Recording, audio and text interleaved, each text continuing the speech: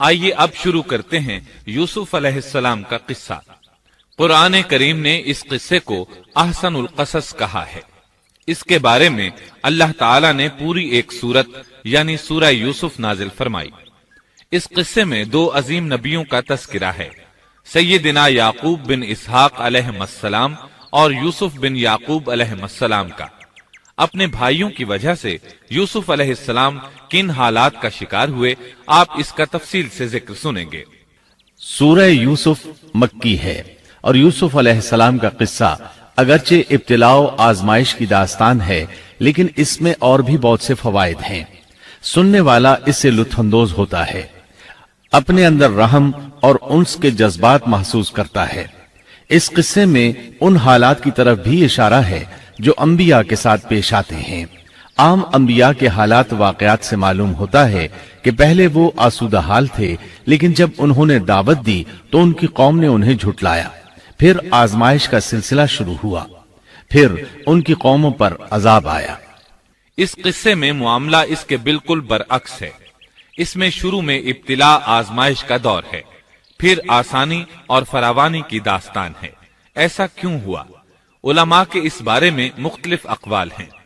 عطا رحمت اللہ علیہ فرماتے ہیں، غمزدہ پریشان حال اگر یوسف علیہ السلام کے قصے کو سنتا ہے تو اس کے دل کو سکون ملتا ہے، وہ مطمئن ہو جاتا ہے، اس لیے کہ اس میں تنگی کے بعد آسانی ہے، مشکلات کے بعد اللہ کی نعمتوں کا نزول اس سے ظاہر ہے۔ سورہ یوسف سورہ ہود کے بعد نازل ہوئی۔ سورہ ہود میں انبیاء کرام کے تذکرے کے بعد قوم ہود اور قوم صالح کی تباہی کا ذکر آتا ہے، پھر ان اقوام کا تذکرہ ہے جو تباہ و برباد ہوئی۔ پھر سورہ یوسف عام الحزن میں نازل ہوئی۔ یہ وہ سال تھا جس میں نبی صلی اللہ علیہ وسلم کے چچا ابو طالب فوت ہوئے۔ ابو طالب ہر طرح آپ کا ساتھ دیتے رہے تھے، یہاں تک کہ رسول اکرم صلی اللہ علیہ وسلم فرماتے ہیں، قریش نے مجھ سے صحیح معنوں میں دشمنی کا آغاز ابو طالب کی وفات کے بعد کیا۔ ایک قول کے مطابق ابو طالب کی وفات کے صرف 3 دن بعد آپ کی پیاری اور محبوب بیوی، جنت کی عورتوں کی سردار، دنیا جہان کی افضل ترین عورتوں میں سے ایک سیدہ خدیجۃ الکبریٰ رضی اللہ عنہا اس دنیا سے رخصت ہو گئیں۔ انا للہ و انا الیہ راجعون۔ یہاں تک کہ ابن عباس رضی اللہ عنہما فرماتے ہیں، ان رسول اللہ صلی اللہ علیہ وسلم خط 4 خطوط ثم قال اتدرون لم خططت هذه الخطوط قالوا لا قال افضل نساء الجنة 4 مريم بنت عمران وخديجة بنت خويلد وفاطمة ابنة محمد وآسية ابنة مزاحم۔ رسول اللہ صلی اللہ علیہ وسلم نے 4 خط کھینچے، پھر صحابہ کرام کو مخاطب کر کے فرمایا، جانتے ہو یہ خط میں نے کیوں کھینچے ہیں؟ انہوں نے کہا ہم نہیں جانتے۔ تو آپ صلی اللہ علیہ وسلم نے فرمایا، جنت کی افضل ترین عورتیں 4 ہیں، ایک مریم بنت عمران، دوسری خدیجہ بنت خویلد، تیسری فاطمہ بنت محمد اور چوتھی فرعون کی بیوی آسیہ بنت مزاحم رضی اللہ عنہن اجمعین۔ سیدہ خدیجہ رضی اللہ عنہا اور ابو طالب کی وفات کا آپ صلی اللہ علیہ وسلم کو بہت شدید صدمہ ہوا۔ تب آپ کی تسلی کے لیے اللہ تعالی نے سورہ یوسف نازل فرمائی اور آپ کو یقین دلایا کہ تنگی کے بعد فراخی ہوتی ہے، اور اس صورت میں سبق آموز واقعات اور عبرتوں کا تذکرہ یکجا کر دیا گیا ہے، جبکہ دوسرے انبیاء کے قصے قرآن اور احادیث میں مختلف مقامات پر ہیں۔ یہ قصہ قرآن کریم میں ایک جگہ کیوں ذکر کیا گیا، اس میں کیا حکمت تھی، اور باقی قصے مختلف مقامات پر کیوں بکھرے ہوئے ہیں، اس بارے میں علامہ قرطبی رحمت اللہ علیہ فرماتے ہیں، اللہ تعالیٰ نے انبیاء علیہ السلام کے قصے تکرار کے ساتھ ذکر کیے ہیں، ایک ہی بات کو بلاغت و بیان کے اصول کے تحت مختلف پیرائے میں ذکر کیا ہے، جیسا کہ ابراہیم علیہ السلام کا قصہ ہے۔ جب اللہ کے برگزیدہ فرشتے ان کے پاس آئے تو ان کے آنے پر ابراہیم علیہ السلام نے جو مہمان نوازی کی اس کو مختلف انداز میں بیان کیا گیا ہے۔ ایک جگہ فرمایا أن جاء بعجل حنيذ، وہ بغیر کسی تاخیر کے بھنا ہوا بچڑا لے آئے۔ دوسری آیت میں فرمایا فجاء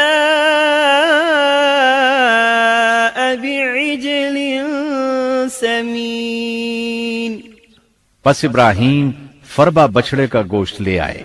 ان دونوں جملوں کو جمع کرنے سے معلوم ہوا بھونا ہوا موٹا تازہ بچڑا پیش کیا گیا۔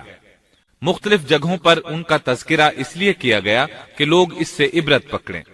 علامہ قرطبی رحمت اللہ علیہ فرماتے ہیں یوسف علیہ السلام کے قصے کو ایک جگہ اور باقی انبیاء کے قصوں کو علیحدہ بیان کرنے کی ایک حکمت یہ بھی ہے کہ مخالف پر حجت قائم ہو جائے کہ وہ نہ مکرر کلام لا سکتے ہیں اور نہ ہی قصہ یوسف علیہ السلام کی طرح اکٹھا کلام لا سکتے ہیں۔ مطلب یہ کہ بلاغت کی ہر قسم میں دشمن پر حجت قائم ہو سکے۔ اللہ تعالیٰ کلام کو مکرر اور غیر مکرر لا کر قرآن کا اعجاز بیان کرنا چاہتے ہیں کہ اللہ چاہیں تو ایک قصے کو ایک ہی جگہ بیان کر دیں، چاہیں تو مختلف جگہوں پر بیان کر دیں۔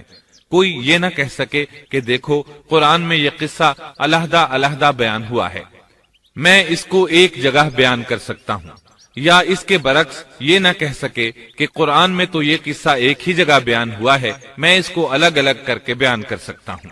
اب ہم اس قصے کا آغاز کرتے ہیں اور اسی طرح کرتے ہیں جس طرح اس کا آغاز اللہ رب العزت نے کیا ہے۔ بسم اللہ الرحمن الرحیم، الف لام